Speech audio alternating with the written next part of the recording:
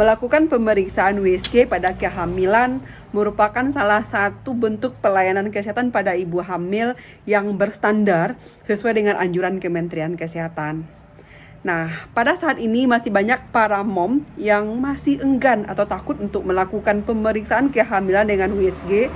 Mereka takut kalau seandainya nanti USG ini akan mengakibatkan cacat atau kelainan pada janin. Nah, kira-kira apa sih manfaat melakukan pemeriksaan USG tersebut dan apa benar USG bisa menimbulkan cacat pada janin?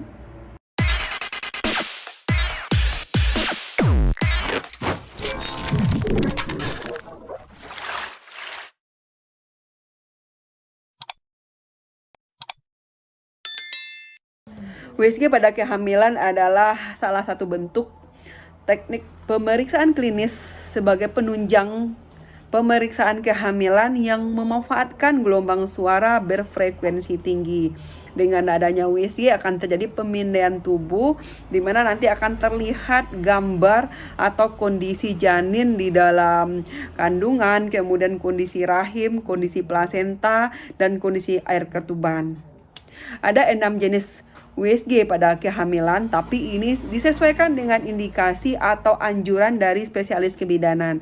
USG yang pertama adalah USG 2 dimensi. Ini adalah USG standar, yang mana nanti hasil pemindaian dari tubuh ini berupa gambar hitam putih. Apabila dicurigai pada USG menggunakan 2 dimensi ini permasalahan pada janin atau reproduksi si mom sendiri, itu akan dilanjutkan dengan pemeriksaan transvaginal scan. Tapi ini dilakukan pada usia kehamilan trimester pertama. Biasanya ini dilakukan pada ibu dengan obes. Jenis yang ketiga adalah Doppler imaging, di mana di sini untuk melihat aliran darah pada janin. Ini biasanya dilakukan pada ibu hamil dengan tekanan darah tinggi atau janin memang mengalami gangguan dari pertumbuhan dan perkembangan. Yang keempat adalah ekokardiografi janin, yaitu untuk melihat bagaimana kondisi jantung janin itu akibat dari dicurigai ada permasalahan seperti janin mengalami kelainan jantung. Yang kelima adalah USG 3 dimensi. Ini adalah USG yang cukup baik karena menghasilkan hasil pemindaian tubuh berupa bentuk gambar yang baik dan jelas. Dan yang keenam adalah USG dengan 4 dimensi, di mana USG 4 dimensi ini setelah hasil pemindaian tubuh itu dalam bentuk format gambar yang baik dan jelas, ditambah lagi format gambar ini bergerak sehingga ibu akan melihat ekspresi janin dalam kandungan, apakah janin dalam keadaan tersenyum, menguap, atau dalam keadaan ketawa. Melakukan USG pada kehamilan sangat penting karena penilaian klinis yang didapatkan saat melakukan USG itu akurat dan tepat. Yang pertama, bisa mengkonfirmasi kehamilan. Yang kedua, bisa menilai di mana terjadinya kehamilan, apakah di dalam atau luar rahim. Yang ketiga, apakah kehamilan kembar atau tunggal, melihat keadaan air ketuban, keadaan plasenta, kemudian menilai apakah ada gangguan pertumbuhan dan perkembangan janin, ada kelainan kongenital atau kelainan genetik, dan juga melihat bagaimana kondisi dari rahim, kondisi dari serviks, kemudian kondisi dari plasenta dan air ketuban sendiri. Dengan adanya USG, kita akan bisa mengambil keputusan yang tepat apabila terjadi kelainan atau permasalahan yang bisa mengancam keadaan ibu dan janin. Sebaiknya ibu hamil berapa kali harus memeriksakan kehamilannya dengan USG. Anjuran dari Kementerian Kesehatan bahwa ibu hamil dianjurkan melakukan pemeriksaan kehamilan minimal 2 kali selama kehamilan, yaitu pada trimester pertama sebanyak 1 kali, yaitu di bawah usia kehamilan 12 minggu. Lebih baik diperiksa pada usia kehamilan 7 atau 8 minggu ke atas. Yang kedua adalah pada trimester ketiga, itu dianjurkan pada usia kehamilan 30 minggu. Dan ada pendapat yang lain menganjurkan USG pada kehamilan boleh 4 kali, yaitu 1 kali pada trimester pertama, 1 kali pada trimester kedua, dan 1 kali pada trimester ketiga, yaitu pada usia kehamilan lebih dari 24 minggu sampai 40 minggu.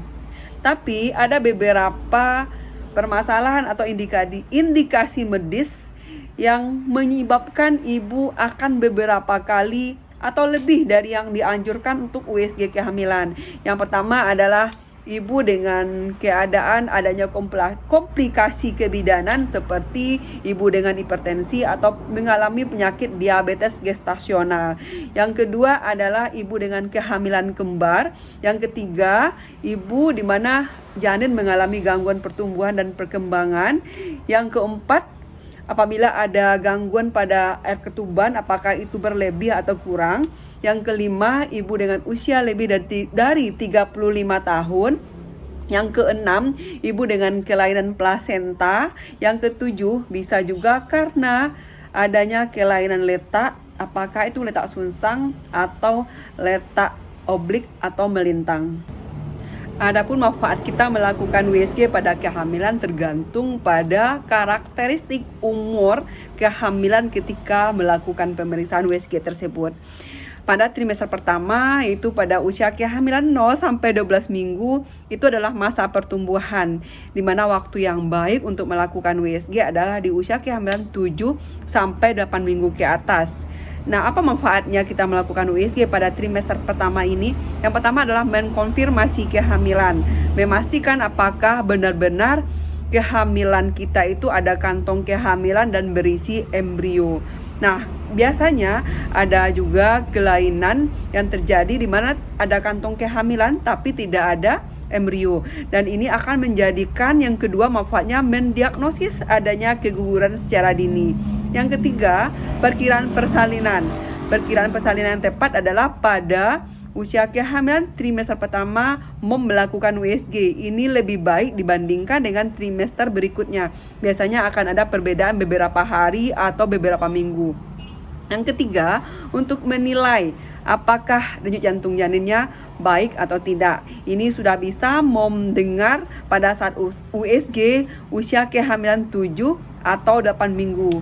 Yang kelima, untuk melihat bagaimana kondisi anatomi dari alat reproduksi interna mom, yaitu rahim, serviks, dan ovarium, dan bagaimana keadaan plasenta. Dan yang keenam, apakah mom terindikasi mengalami nyeri panggul atau permasalahan-permasalahan genitalia internal lain seperti adanya kista atau tumor.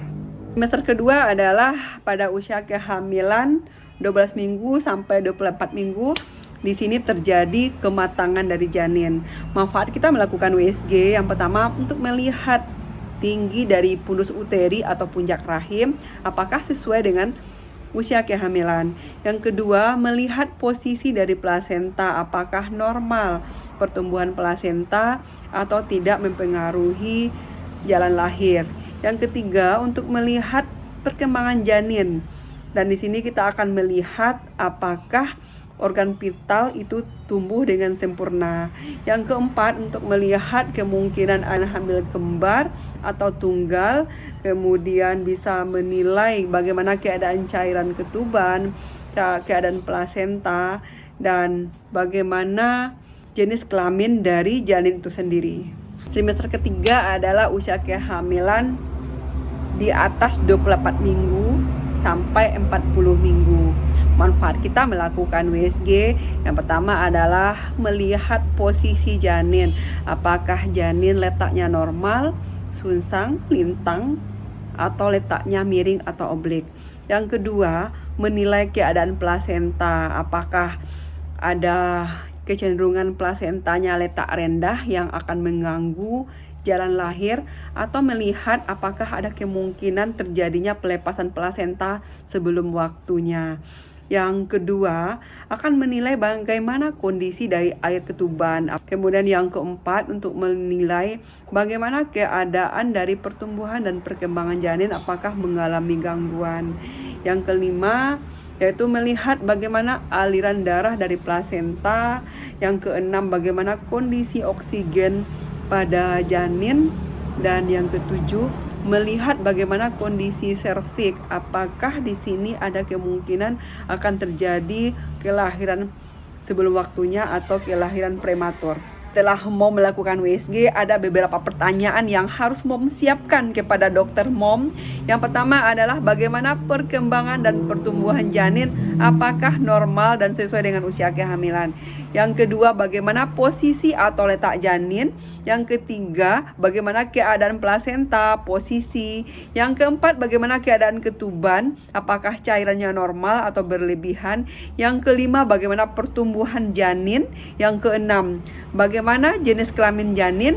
Dan yang ketujuh, bagaimana berat badan atau ukuran janin. Dan yang kedelapan, apakah mom mengalami permasalahan, apakah itu terkait dengan keadaan panggul, serviks, ovarium, atau permasalahan lainnya yang bisa dikenali dengan USG tersebut. Apakah berbahaya melakukan USG pada kehamilan? Dan apakah ini mempengaruhi kesehatan pada janin? Pada saat ini belum ada penelitian yang mengungkapkan bahwa USG itu akan menimbulkan kelainan pada janin. Dan WHO atau Organisasi Kesehatan Dunia mengatakan bahwa USG tidak akan menimbulkan adanya permasalahan atau kelainan pada janin karena yang pertama, USG menggunakan gelombang suara dengan frekuensi 20 Hz, di mana gelombang ini akan dipakai menyebar kepada abdomen atau perut mom. Dan kalau seandainya ada hantaran cuma sekitar 0,1%. Yang kedua, hantaran pada tubuh yang mencakup 0,1% ini pun tidak akan memberikan efek kumulatif yang sangat berisiko pada jaringan karena gelombang ultrasonik yang digunakan adalah jenis pulsa yang tidak membahayakan. Yang ketiga, dinding perut mom sendiri tidak akan mengabsorpsi atau menyerap gelombang tersebut dengan baik. Yang keempat, ternyata vaskularisasi atau pembuluh darah mom dan janin itu akan menetralisir hantaran panas jika terjadi kenaikan suhu sekitar 1 derajat Celcius. Dan yang terakhir, ternyata tubuh janin akan dilindungi oleh ketuban meskipun nanti akan terjadi kenaikan suhu 1 derajat Celcius. Lakukanlah pemeriksaan USG ini sesuai dengan anjuran petugas kesehatan dan dokter spesialis kebidanan. Meskipun USG tidak berbahaya, tapi ada pendapat yang mengatakan apabila berlebih melakukan sesuatu tentu akan memberikan resiko pada tubuh kita sendiri.